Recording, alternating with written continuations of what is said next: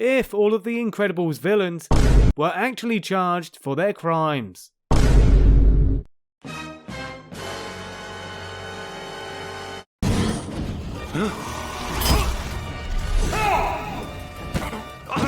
Syndrome makes a rather violent introduction to Bob as his new villain persona. His robot makes a surprise attack on Bob aggressively. Although Bob can take much of this abuse, it's still not warranted. When I unleash it, I'll get... You sly dog! Syndrome shows off his 0-point technology by whipping Bob around, further increasing his assault charges.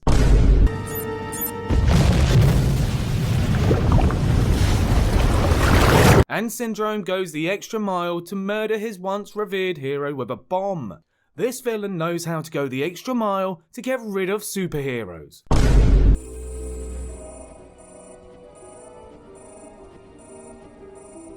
And as it turns out, Syndrome has killed a lot of superheroes. He even documents each death.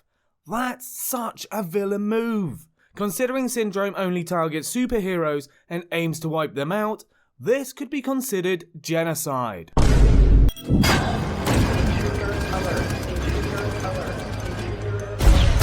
Once Bob is discovered by Syndrome's alert system, this mass murdering villain captures him.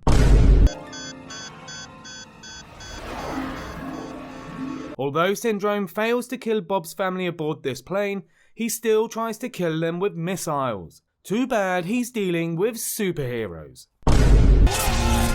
Time out! Syndrome later manages to capture the entire Incredible family. He wouldn't be a villain if he didn't capture heroes, so he could monologue about his evil plan.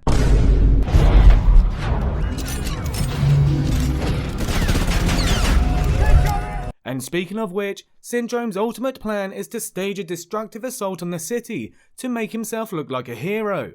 This counts as both a terrorist attack and the destruction of public property. The baby's sleeping. Syndrome's final act of villainy is to kidnap Jack.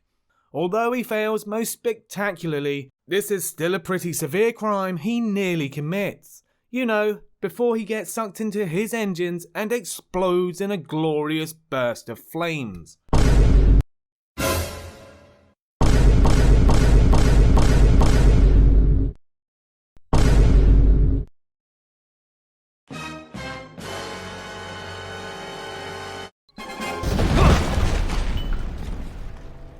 True to his name, Voyage enters with an explosion at the bank.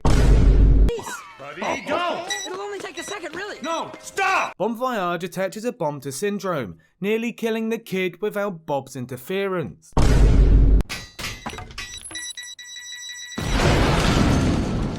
And that bomb ends up blowing up a monorail track.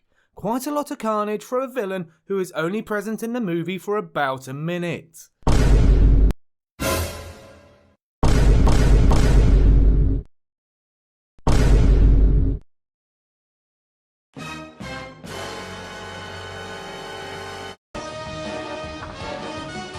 Evelyn's first big act of evil as screenslaver is hacking a monorail, endangering all aboard. This counts as both computer hacking and a terrorist attack on transportation. Hello? Evelyn later taunts Helen by hacking the broadcast waves and hypnotizing the show host and crew. While she doesn't use this power of hypnosis to do anything harmful, her invasion of privacy is a significant crime for violating the airwaves. Look out! However, Evelyn's hacking of helicopters and endangering the life of the ambassador is a much bigger crime. Evelyn sure does some hacking of TV broadcasts. Although Evelyn is only manipulating this guy into doing her bidding, she still puppets the screenslaver stand-in to attack Helen with various weapons. When Helen finally figures out Evelyn is screenslaver, Evelyn hypnotizes Helen and falsely imprisons her.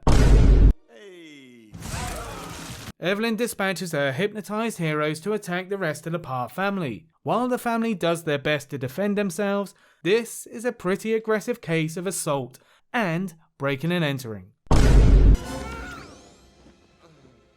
This leads to Lucius being hypnotized and falsely imprisoned by Evelyn to do her bidding. Evelyn's manipulations continues when she puppets Helen to attack Bob. And this leads to Bob being falsely imprisoned as well.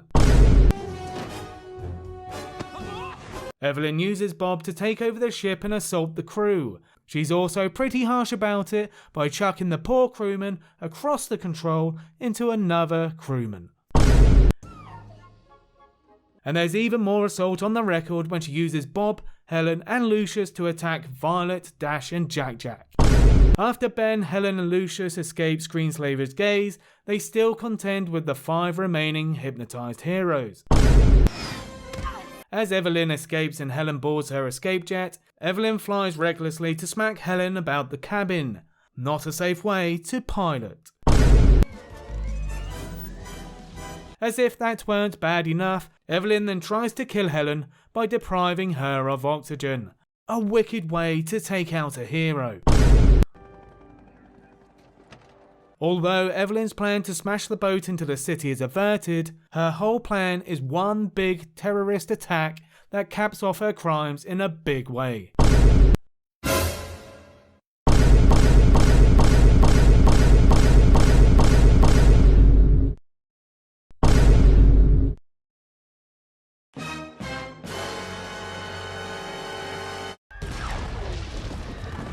The Underminer gets the film off with a bang by tunnelling through the streets. His giant drill causes all sorts of damage to public property. He wouldn't be much of a villain if he didn't make a grand entrance and committed some crimes.